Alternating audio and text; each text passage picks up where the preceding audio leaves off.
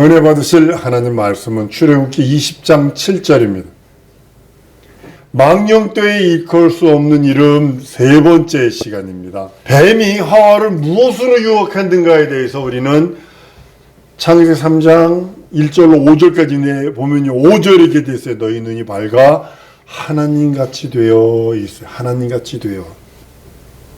지금도 마귀가요, 뱀이 지금 마귀가 우리들을 꾀는 것 중에 하나가 뭐냐면 너 하나님같이 될 수 있어.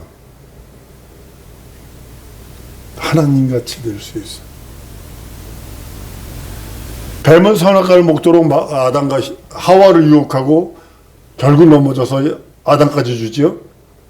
결정적으로 여자가 뱀의 유혹에 넘어가게 된 이유는요, 선악과를 먹으면 하나님같이 되어 너도 선악을 알게 된다는 것입니다. 선악과는 선악을 알게 하는 결과를 초래합니다.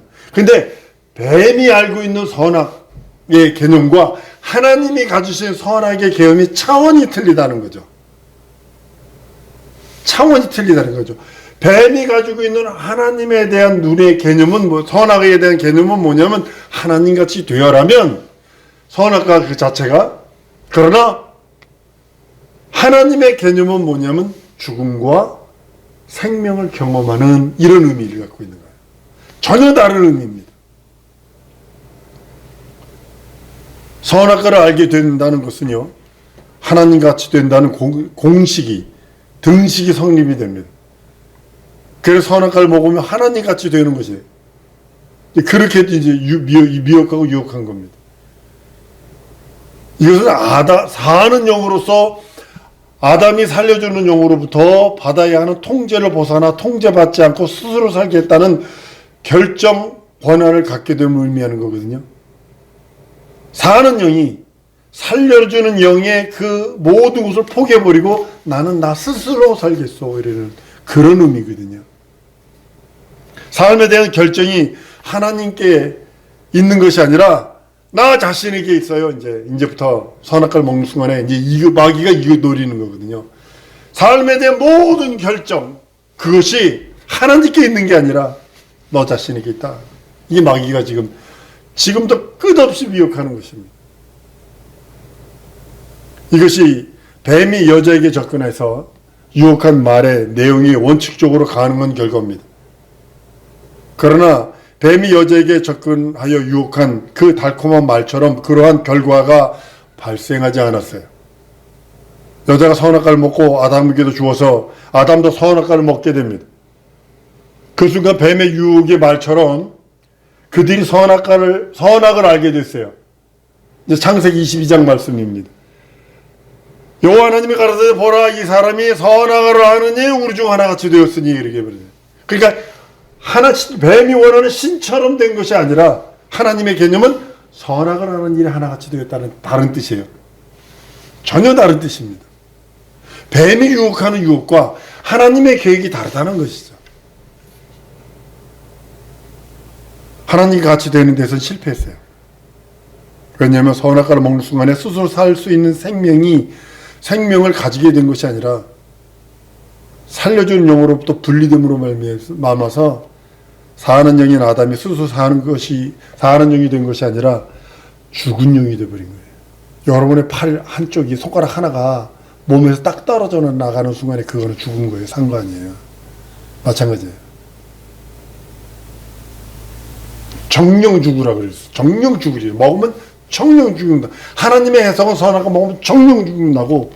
그러니까 정령 죽는다는 것은 뭐냐면 사는 영인 너는 가지를 떠나서는, 살려주는 영을 떠나서는 살 수 없다, 이 뜻인데 마귀는 아니야, 네가 그걸 먹으면 하나님처럼 스스로 사는 자가 돼, 이렇게 해석을 했다는 거죠. 유혹을 받아들인 하와의 눈에는요, 그 나무가요, 참으로 하나님같이 선악을 분별할 수 있고 지혜롭게 할 만큼 하고 탐스러운 나무인지라, 이렇게 했거든요. 마침 이제 그걸 따먹죠.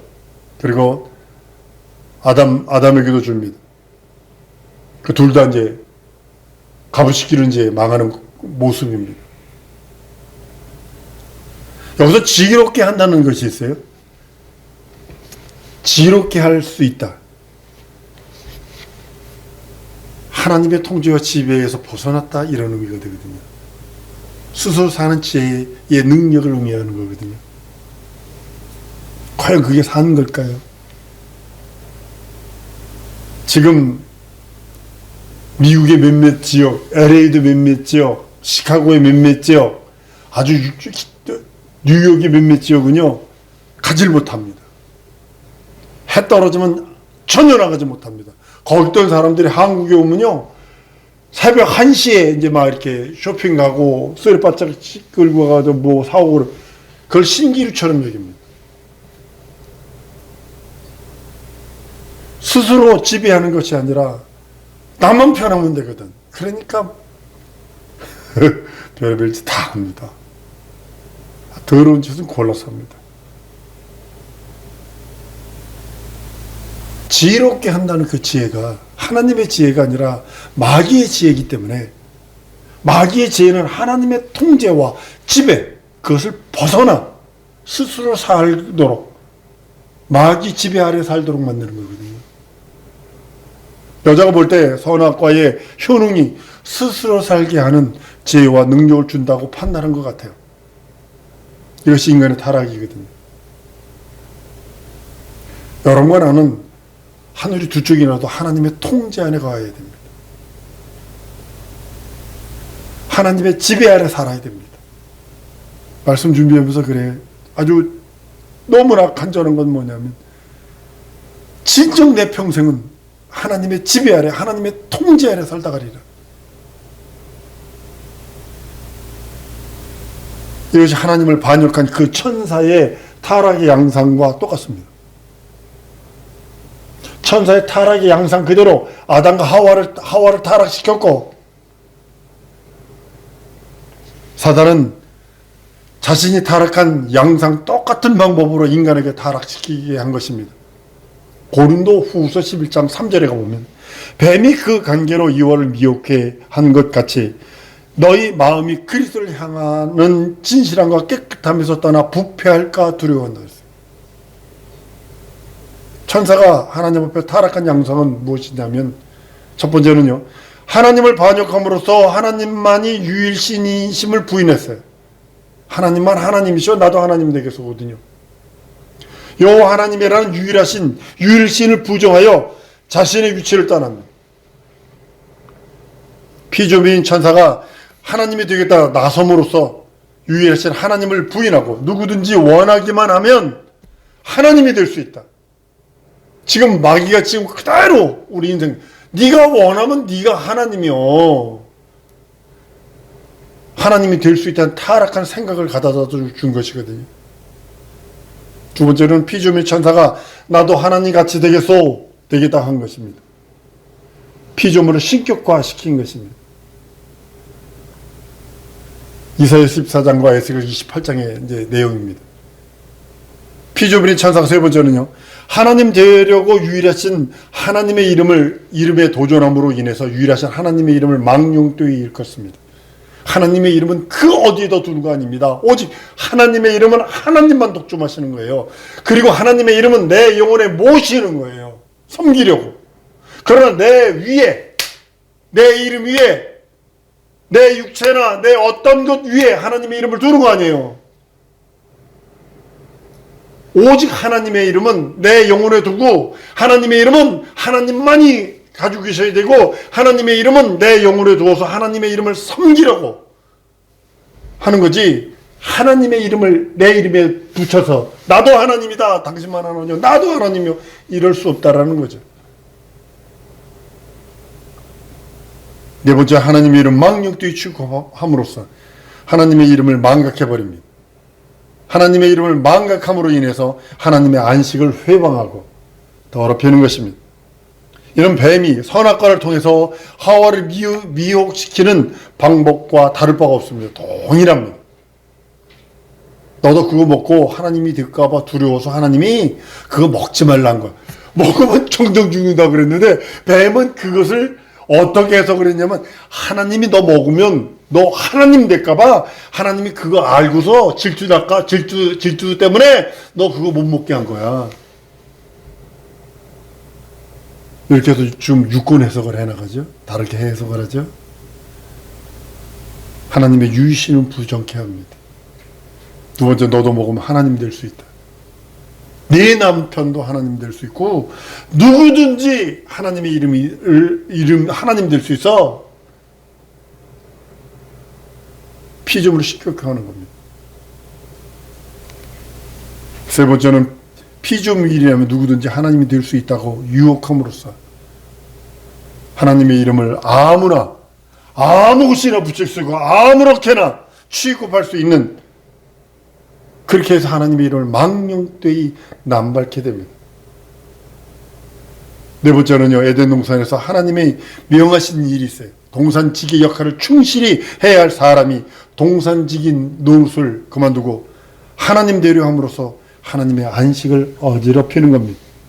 하나님의 환경을 더럽힌 것입니다. 이것을요, 하나님의 십계명에다 아예 못 박아놨다고 저는 생각을 합니다. 십계명이 그대로 못 박아놨다고. 왜냐하면 십계명을 주시면서 이스라엘 민족이 너희 조상이 이렇게 속았고 마귀가 이렇게 타락했다. 그럼 너희도 속지 마라. 일단 십계명에다 넣어놨다고 봅니다. 네 번째 계명까지, 네 계명까지요. 그 계명의 의의와 선악과의 의의와 마귀의 타락 양성은 저는 동일하다라고까지 해석을 합니다. 제1계명에 나 외에는 다른 신이 없다. 오직 하나님만 유일하시다는 말입니다. 제2계명은요, 우상을 만들어 신과 동등하게 여기지 마라. 오직 하나님은 오직 한 분이시니 다른 피조물 그 어떤 거라도 신격화하지 마라. 지금 이게 지금 마귀가 쓰고 있는 거예요. 십계명이 그거 하나님의 이름을 아무데나 붙인다는 거죠. 아무데나. 제3계명은 하나님의 이름을 망령되이 취급하지 마라. 오직 한 분이신 하나님의 이름을 피조물에게 붙여서 그 이름을 망령되이 이끌지 말라는 거예요. 이거 심각한 거예요. 이거는 마귀 취급받아요. 이거는 마귀와 동등으로 취급받아 영원한 형벌뿐이 없는 거예요. 이건 율법적인 다른 죄는 용서받을 수 있어요. 그러나 하나님의 이름을 다른 피조물에게 붙여서 하나님의 이름을 망령되이 일컫는 것은 절대로 용서치 않습니다. 네 번째 계명은 하나님의 안식을 기억하여 거룩히 지키라거든요. 만물을 지으시고 자기 일을 쉬신 하나님을 기억하라는 것입니다. 하나님의 이름을 망령되이 취급하면 영원히 죄 없다 하지 않는다고 영원토록 그 죄에 대해서 묻겠다는 거죠. 하나님께서 인류의 죄를 속하신 것은 사단을 진멸하시는 것과 분명한 구분이 있습니다. 인류의 죄를 사해 주시는 것과 마귀 사단의 그 죄를 멸하시는 것, 진멸하시는 것은 완전히 틀립니다. 인류는 하나님의 이름을 망령되이 취급한 죄로부터 구원받는 게 아니에요. 내가 구원받고 여러분이 구원받은 것은 하나님의 이름을 망령되이 일컫는 죄에서 구원받은 게 아니고 하나님께 불순종한 죄로부터 구원받는 거예요. 우리가 하나님 되려고 한 죄로부터 구원받은 게 아니고 말씀에 불순종한, 마귀에게 속아서 불순종한 그 죄에 대해서 용서받는 거예요. 인류의 죄는 하나님께 불순종한 결과예요. 그러나 천사의 죄는, 사단의 죄는 하나님의 이름을 망령되이 일컫은 사단은 하나님의 이름의 원수이기 때문에 속죄가 없어요. 천사에게는요.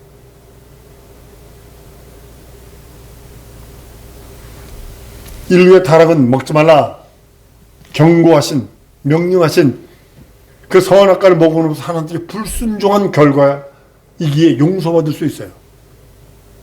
용서받을 수 있어요. 그 불순종한 죄를, 그 죄 때문에, 불순종한 그 죄 때문에 예수가 죽잖아요.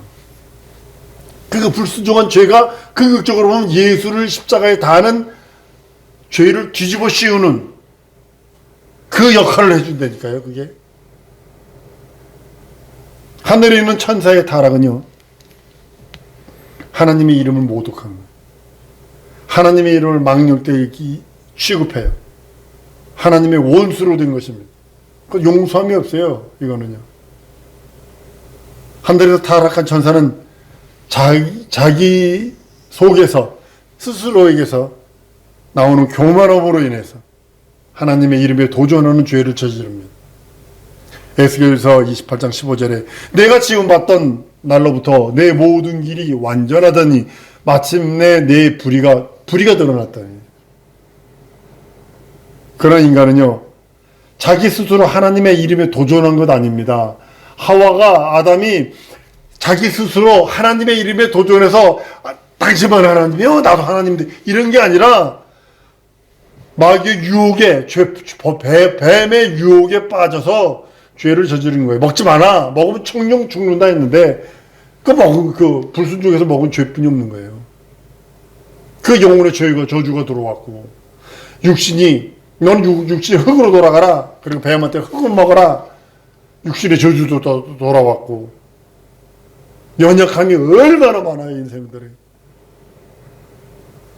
아담의 죄와 사단의 죄가 비슷한 것처럼 보이지만 사단의 죄는 하나님의 이름을 모독한 죄에게 결단코 하나님이 용서치 않으세요.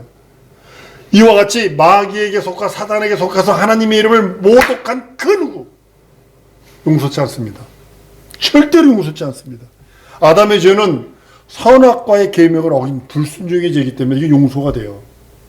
그 불순종의 죄가 궁극적으로 예수에게 뒤집어 씌워져서 예수가 죽고 죽음을 맛보시고 부활하시는 그리스도의 사명을 이루시잖아요. 그리스도의 사명이 죽음과 부활과 심판이거든요. 이걸 감당하시는 거예요. 무엇 때문에? 불순종의 죄를 둘째 아담에게 뒤집어 씌워서 그 죄 때문에 죽고 부활하세요. 하나님은 죽을 기회가 없어요. 그러나 하나님의 아들이라도 불순종의 죄를 뒤집었으니까 죽음이 따라온다는 사실을 아셔야 합니다. 대신 죽었다는 거예요. 대속했다는 거죠. 그 죄 없는 이가 죽었음으로 인해서 하나님께서 보상을 하시는데 그 보상이 뭐냐면 전 인류의 생명을 예수에게 심판권을 주시는 거예요. 전 인류의 생명을.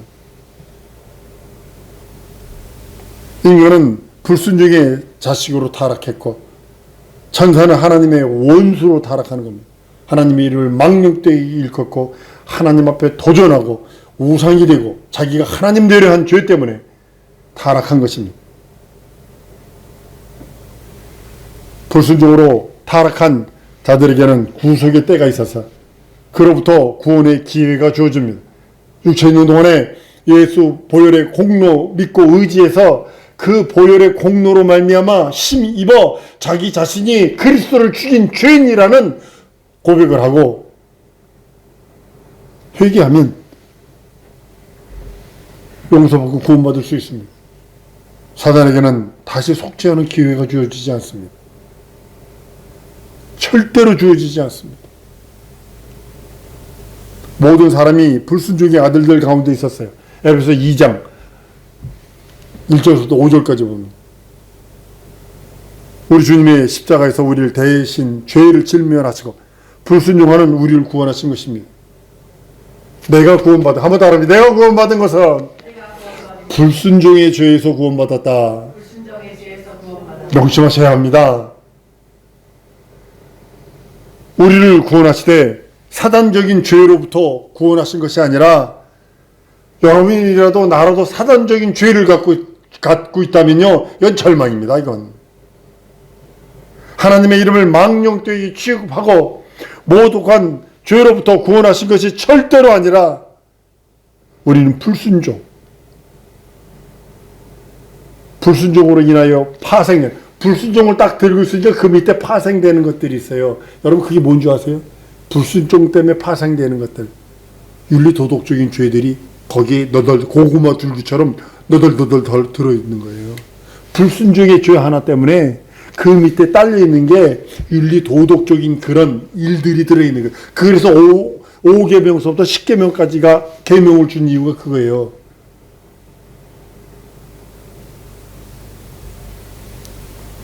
불순종의 죄는 그리스도께서 십자가에 죽으심으로써 불순종한 자들을 구원할 수 있지만 사단적인 죄, 하나님의 이름을 모독하고 대적한 죄는, 자기가 하나님 되려는 죄는 영원히 의로운 것으로 바꿀 수 없다는 것입니다.